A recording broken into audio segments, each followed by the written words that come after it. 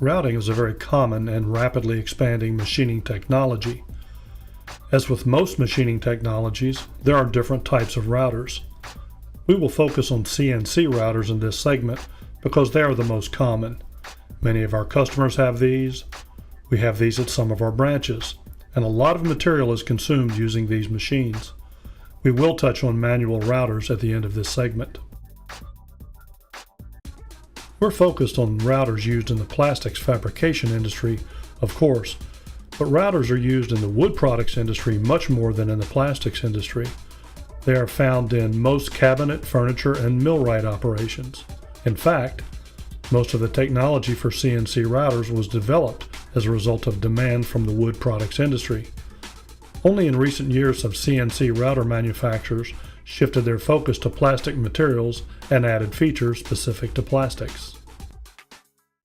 Routing, in terms of how the tool comes into contact with a workpiece and using a spinning motion precisely cuts and removes material, leaving a finished part, is identical to milling. The basic structure and some of the capabilities vary, but the differences are relatively few. In fact, CNC routers share many features and capabilities with milling machines, CNC milling machines, and/or machining centers in particular. One of the most obvious differences you will see between milling machines and routers is the size. CNC routers are generally much larger in the width and length or X and Y axis capability than milling machines. 4 foot by 8 foot machines are very common, as are 5 foot by 10 foot, 6 foot by 12 foot. There are even CNC routers available with work tables as large as 8 foot by 16 foot and even much larger. Speaking of axis size or machine size, which relates most importantly to the size of work a machine can handle, the most common type of CNC router is the 3-axis machine, as you see here. But there are 4 and 5-axis machines as well. But let's start with 3-axis machines. In addition to the size differences between milling machines and CNC routers, another key difference is the precision capability. As you will remember, milling machines are capable of machining and holding dimensional tolerances as accurate as plus or minus 5/10,000ths of an inch, and even much closer with metals. That's 1/2 of 1,000th of an inch if you're doing the math in your head. Pretty darned accurate. CNC routers, while being very accurate, are not designed to hold those kinds of tight tolerances. While there are different capabilities with different types of machines, the most common dimensional tolerance capability with CNC routers is plus or minus 4/1000th of an inch. Still pretty darn good, especially when you consider that might be across a 144-inch length or longer. That is more than good enough for the kind of work they are best suited for, which is generally, but not limited to, large and relatively flat parts.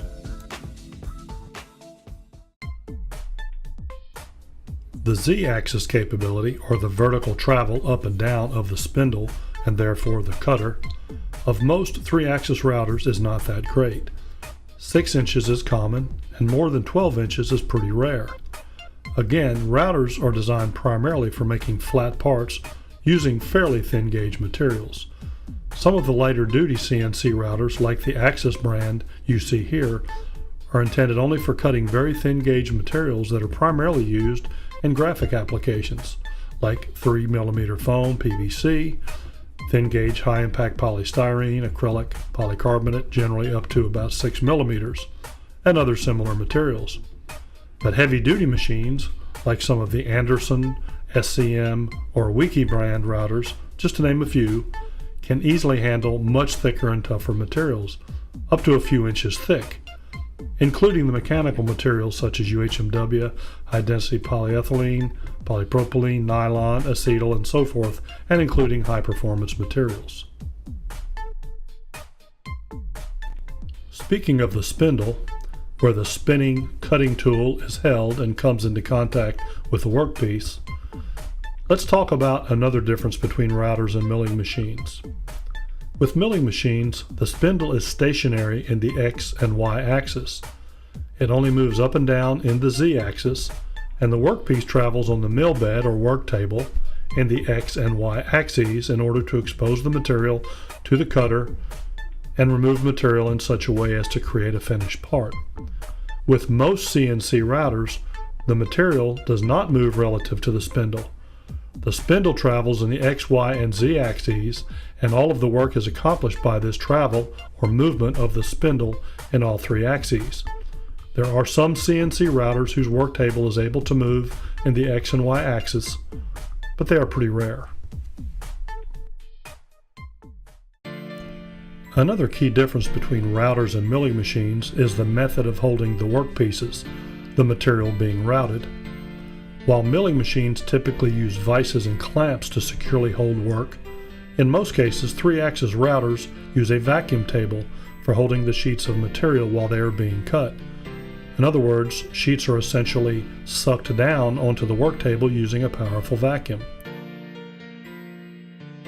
By the way, the tools that are used in routers, while they are often functionally exactly the same as milling machine tools, which are called mills, are referred to as cutters.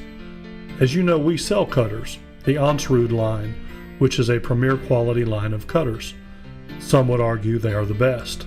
But bottom line, cutters in routers and mills in milling machines are virtually the same thing. They look exactly the same.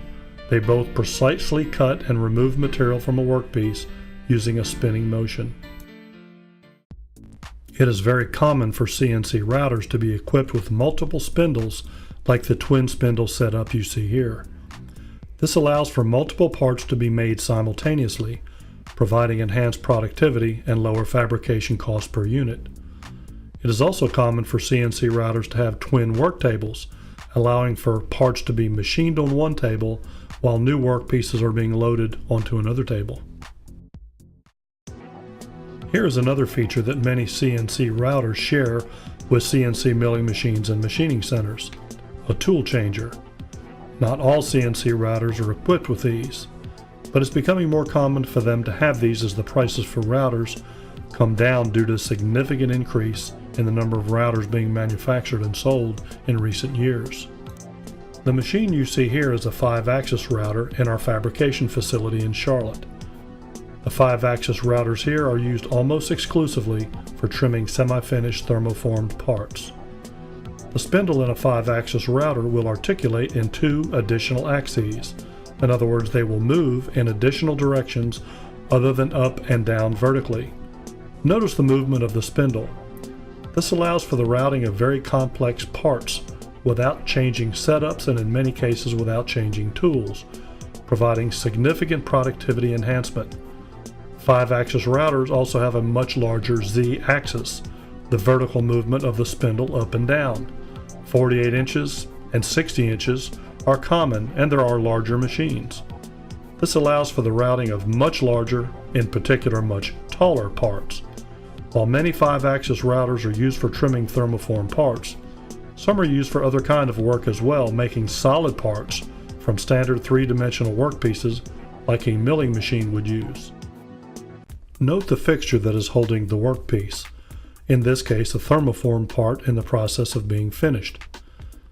Custom fixtures that are dedicated to a particular part are almost always required for this type of 5-axis work. Vacuum is still used as well to hold the work securely, as you see here. This is a standard table router. They are very common and are capable of making very simple parts. They are very manual, requiring a machinist to perform most of the work of creating a part. But with some kinds of parts, especially in the case of small quantities, table routers can be very efficient. As is the case with milling machines, CNC is not always the best way to produce a part. Manual machines will continue to be viable options for fabricators for the foreseeable future. Here you see a pin router. This type of router, like the table router, has been around for well over 100 years and can still be a very productive machine for making very simple and smaller parts. It is very manual, and the machinist must hold and move the workpiece relative to the cutter, which is stationary, to make the necessary cuts. Pin routers are not nearly as common as standard table routers. Router manufacturers are constantly introducing new and better capabilities. Today, routers can perform many, if not most, of the same operations as milling machines. Some parts that have been made on milling machines over the years are now being made on routers, but the precision of milling machines will continue to be superior to routers, and that is by design. There is plenty of work, with plastics and wood in particular, that does not require the precision of a milling machine. Also, routers generally cost 1/2 to 1/3 of their milling machine counterparts. Next, let's take a look at turning, work that is performed on lathes and turning centers.